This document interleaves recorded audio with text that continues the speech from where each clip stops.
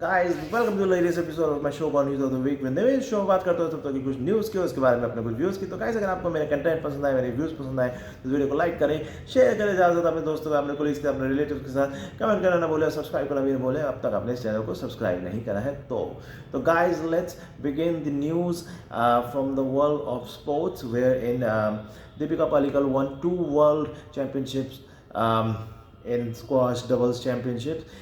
She won the mixed doubles championship with her brother-in-law Saurabh Ghoshal and won the women's doubles squash championship with Joshna Chinappa. Guys, this alone, the fact that she has won 2 world championships in one go, in one edition of the world championship is big enough and it's inspiring. But what elevates this to the next level, or what makes this even more inspiring and amazing, is the fact that she actually gave birth to 2 children just 6 months prior to winning this championship. यानी कि guys आपको मैंने ये बताया कि वो world championship जीती, दो वर्ल्ड चैम्पियनशिप जीती हैं इस बार, जो कि अपने आप में बहुत बड़ी बात है और बहुत बड़ी अचीवमेंट है, बहुत लोगों को इंस्पायर करेगी। बट उससे बड़ी बात यहाँ पर ये है कि सिर्फ ये चैम्पियनशिप जीतने से सिर्फ 6 महीने पहले ही उन्होंने 2 स्वस्थ बच्चों को जन्म दिया है, 2 ट्विंस को जन्म दिया है। और गाइज ये जो है इट्स लाइक अ मैसेज हर ऐसे इंसान के लिए जो कहता है कि जब भी कोई औरत एक बच्चे को जन्म देती है, जो वो कहता है कि अब इसको अपना करियर कुछ 2-3 साल तक, जब तक बच्चा स्कूल नहीं चला जाता, सिर्फ उसकी देखभाल करनी चाहिए, अपने करियर को भूल जाना चाहिए। गाइज ऐसा कुछ नहीं है, दोनों चीज़ें साथ में चल सकती हैं। और इसका एक सामने आपके एग्जांपल है दीपिका पालिकल। देखिए आप, और जैसे आपकी मर्ज़ी है भैया, आपको जैसे भी करना है, क्योंकि आप चाहे तो वैसे भी कर सकते हैं और आप चाहे तो वर्ल्ड चैम्पियन भी बन सकते हैं। तो एक एग्जांपल है यहाँ पे आपके सामने। तो guys next news is about the new Pakistan PM Shahbaz Sharif, who has actually promised that he will not do politics of revenge. Politics of revenge, guys, basically का मतलब यहाँ पे ये है कि कि तुम्हारी पार्टी ने मेरे साथ ऐसा करा तो अब मैं भी तुम्हारी पार्टी के साथ ऐसा करूँगा, केस करूँगा या वट एवर, IT रेड करवाऊँगा, XYZ, इस तरह की चीज़। तो उन्होंने कहा है कि वो इस तरह की रिवेंज पॉलिटिक्स नहीं करेंगे। तो ये न्यूज़ पढ़ते ही मेरे दिमाग में सबसे पहले ये बात आई कि सिर्फ इनका नाम ही शरीफ नहीं है, शाहबाज शरीफ, लगता है बंदा भी शरीफ ही है जो ऐसी बात कर रहा है। गाइस नेक्स्ट न्यूज़ भी उनके बारे में ही है, कश्मीर पर। और मुझे ये लाइन बड़ी अच्छी लगी कि कश्मीर पर बाज नाबाज आए शाहबाज, कश्मीर पर नाबाज आए शाहबाज। आते ही उन्होंने कहा कि बिना कश्मीर घाटी के हिंदुस्तान से हमारे अच्छे संबंध संभव नहीं। बेसिकली उनका ये कहना है कि भाई जब तक उनको कश्मीर की घाटी नहीं मिल जाती, कश्मीर नहीं मिल जाता, तब तक हिंदुस्तान के साथ उनके अच्छे संबंध पॉसिबल नहीं है। भाई कह तो ऐसे रहा है, कश्मीर के ऊपर हक तो ऐसे जमा रहा है जैसे कश्मीर तेरे बाप का है। हाँ वैसे सोचो तो एक्चुअली में तेरे बाप का ही है, क्योंकि इंडिया से ही तो पाकिस्तान बना है।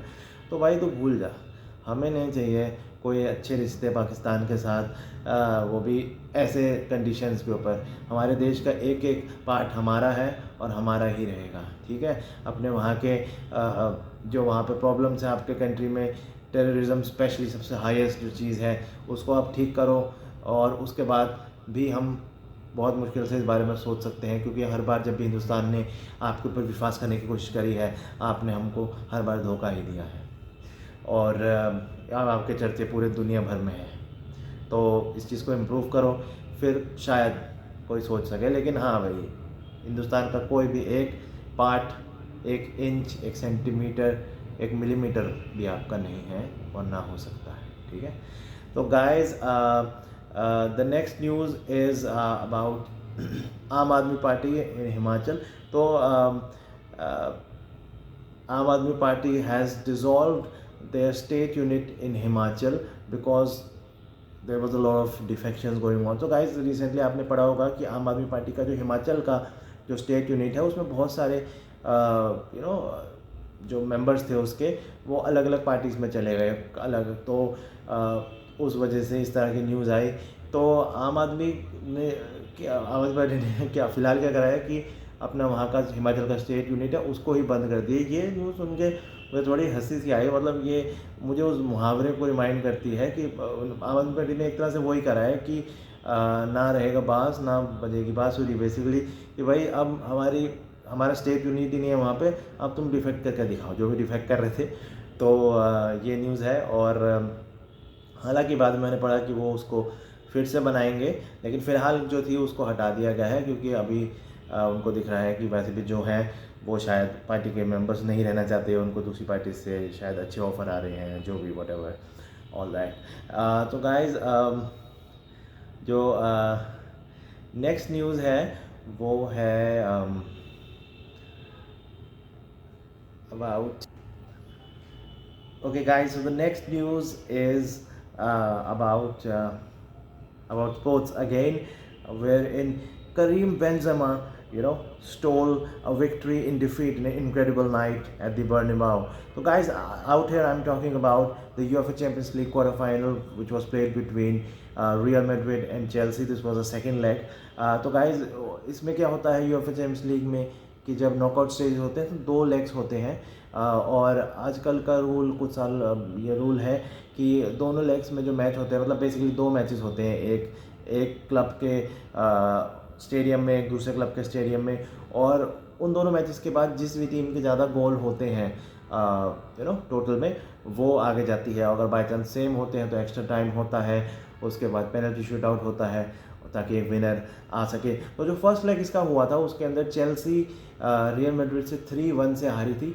अब जो सेकेंड लेग हुआ था, यानी जो कि रियल मैड्रिड के स्टेडियम में हुआ था, तो आप सोच सकते हैं कि home field advantage real Madrid के साथ, लेकिन मैच काफ़ी इंटरेस्टिंग रहा, उसके बारे में मैं आपको यहाँ पर बताना चाहता हूँ। तो अब याद रखिए कि सेकेंड लेग जाने से पहले रियल मैड्रिड 3-1 से आगे है। मैच चला, फर्स्ट हाफ हो गया, 45 मिनट्स हो गए, एक भी गोल नहीं हुआ। बेसिकली मतलब ये है कि रियल मैड्रिड 3-1 से आगे है। 50th मिनट पे चेल्सी ने एक गोल करा।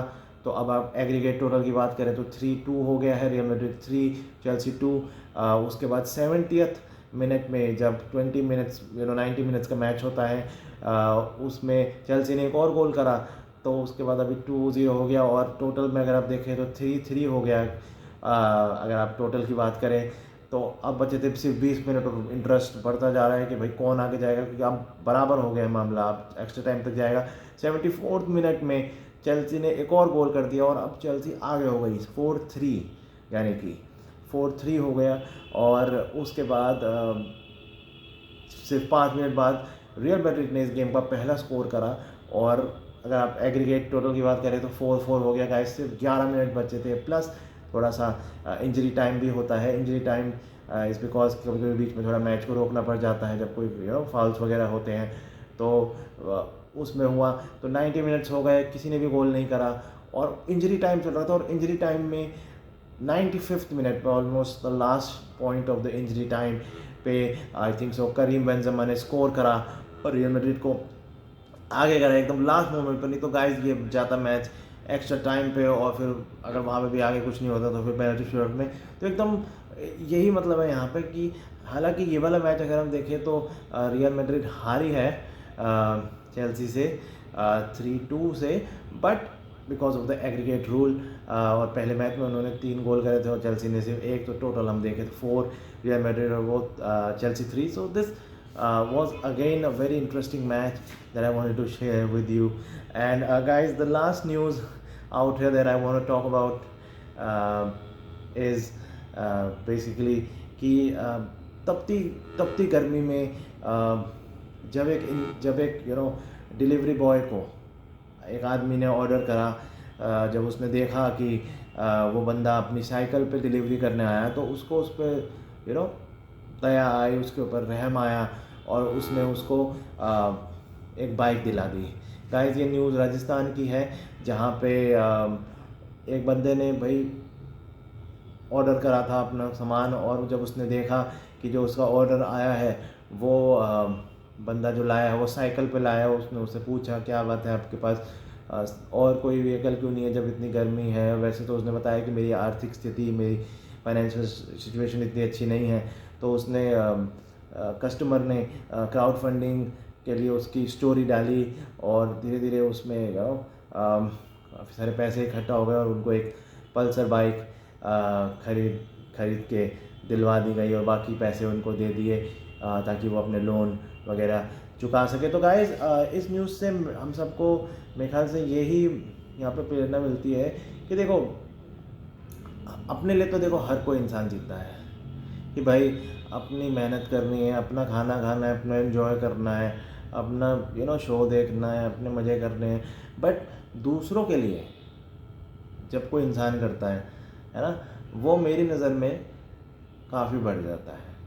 देखो इस बंदे को क्या था, वो बंदा जिसने ऑर्डर करा उसको क्या था, भाई गर्मी चल रही है, उसका ऑर्डर भी एक्चुअली कोल्ड ड्रिंक का था। जोमेटो पे उसने कोल्ड ड्रिंक मंगाई थी, गर्मी चल रही है, भाई मज़े से अपना बैठ के एसी में या फिर आराम से अपने घर के कंफर्ट में बैठ के मज़े से अपनी कोल्ड ड्रिंक पीता, उसको क्या पड़ी थी। लेकिन उसको एक इंसानियत दिखी, उसको दिखा कि भाई जो बंदा मेरे लिए ऑर्डर लेके आया है, जो मेरी यहाँ पे इस तपती गर्मी में मेरे लिए ऑर्डर लेके आया है मेरा, तो मैं उसके लिए क्या कर सकता हूँ, उसकी सिचुएशन कितनी वो है यार। और तो guys, that's the thing I want to see.